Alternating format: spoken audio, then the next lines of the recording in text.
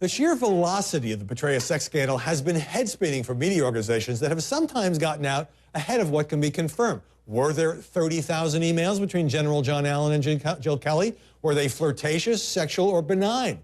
Did Paula Broadwell threaten Jill Kelly in her anonymous emails or not?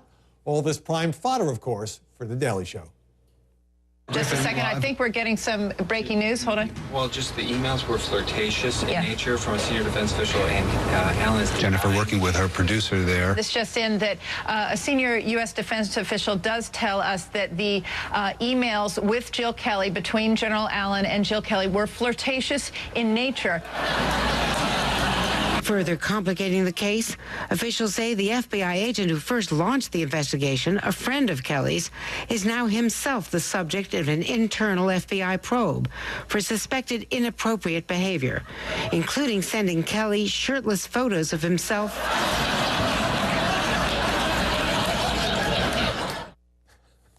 So is the coverage out of control? Joining us now here in Washington, Amy Holmes, anchor of Real News on The Blaze. Terrence Smith, former correspondent for PBS's NewsHour, CBS News, and The New York Times. And Margaret Carlson, columnist for Bloomberg View and a former columnist at Time Magazine. Terry, what do you make of all these conflicting press accounts? The number of emails, what's in the emails, where is that classified information linked to Paula Broadwell? Is this good journalism? It's obsession, is what it is. It's Hollywood on the Potomac. I mean, it is. Washington loves a sex scandal. And you notice the way there was an election. Are you aware of that? Last Tuesday, it dropped out of the headlines. It dropped out of the news. Fiscal cliff, boring, difficult, numbers, no good. So what I was struck by, though, was the obsessive quality of the coverage. I know of one young woman who actually interviewed Petraeus at a think tank on a stage.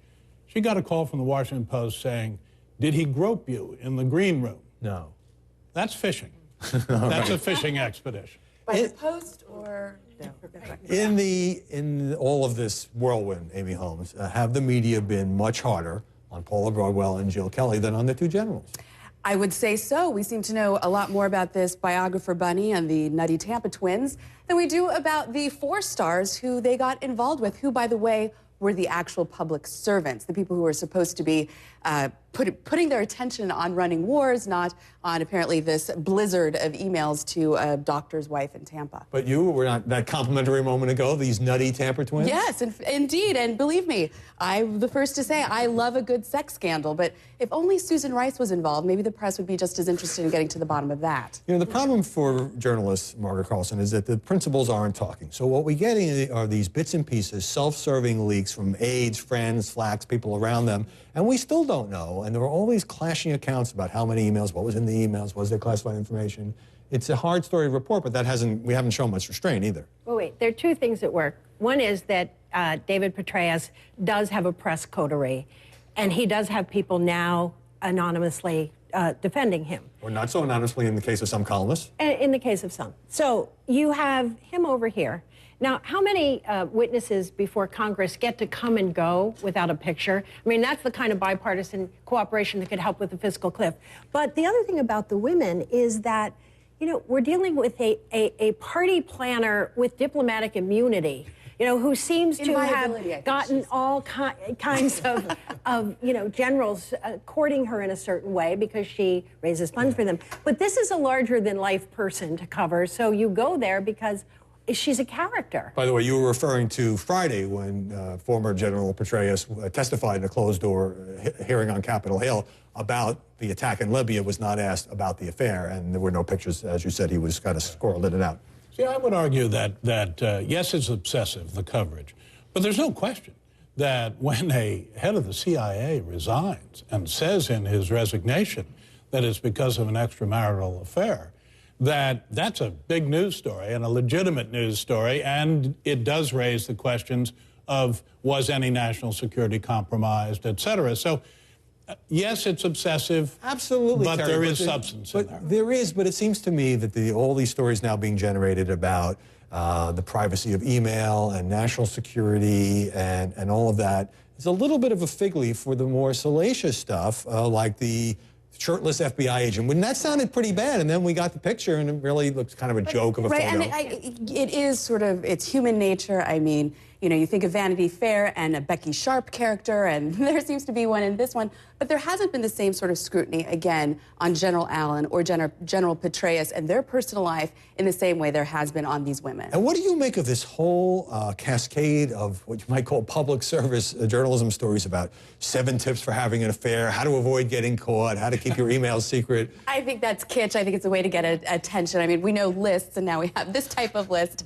Obviously, gets a lot of clicks and a lot of readers. There is also this element that, but for the grace of God, go I with the Gmails. I mean, love is fleeting, email is forever. We forget that. We're always putting our ephemeral thoughts down. It's like a nationwide addiction. So that's interesting. And then there is a serious part about the FBI. You know, topless rogue agent manages to set off a series of events. And he was a friend of Jill Kelly. Topples a general. This investigation, yes. This is huge. And do we want the FBI to have an agent who's able to do this in a series of actions? And there's still questions, serious questions about the FBI procedures in this. Why, if indeed they concluded early on that there was no national security or criminal issue here, then why didn't it stop right there? And why did it all Clapper, follow the course it did and become public? I mean, you know, I'd like to know. And why didn't Director James Clapper say at that point, there is no reason. Right. No, there is no reason to resign. This you're saying, why didn't he say that? He's the White House official who essentially puts Petraeus out. But let's come back to the media coverage, because I see these stories because there's an attempt to keep this story alive.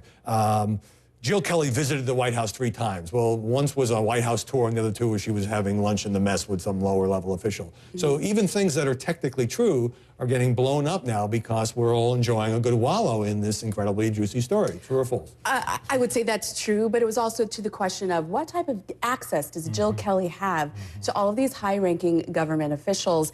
And we still haven't really gotten to the bottom of how did Paula Broadwell know or think she knew about that CIA annex, and were there perhaps Libyan militia being held there? Do we take it at face value that she didn't hear from General Petraeus, or it was completely made up? I don't know. What about the media stakeout at Kelly's home in Tampa, the point where she has emailed the mayor and complained about the press, and also taken a shot at Paula Broadwell? I mean, what exactly did Jill Kelly do? We don't know at this point that she's done anything terribly wrong, and yet all these reporters are, you know, camped out on her lawn. Well, she set off this chain of events that has brought down this CIA director. And I think a lot of people would say there's not very much that's terribly sympathetic about this woman. And if you make this bed, you sleep in it, to use a phrase. Yeah, so exactly. What about the thing that Petraeus was testifying about, the attack in Libya? You know, conservative pundits say the mainstream media, much more interested in the sexual and salacious aspect of the story involving these 2 generals being protective of President Obama on the subject of this very serious, fatal attack that left 4 American diplomats dead. Well, Howie, there's been endless coverage of the Benghazi affair, the Susan Rice performance, what was said, what wasn't said. It is largely political. It's been pushed by one party over the other. In order to turn it into a scandal.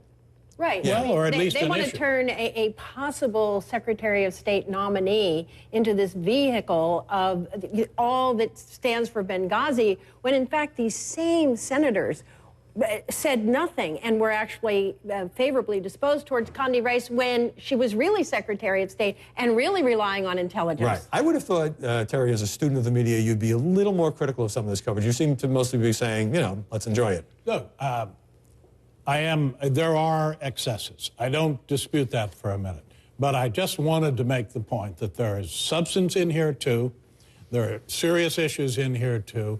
And, hey, it's Hollywood on the Potomac. All right, let me get a break. Up next, Mitt Romney won't talk to the press, but a leaked conference call puts him in a rather unflattering light. Here we go again.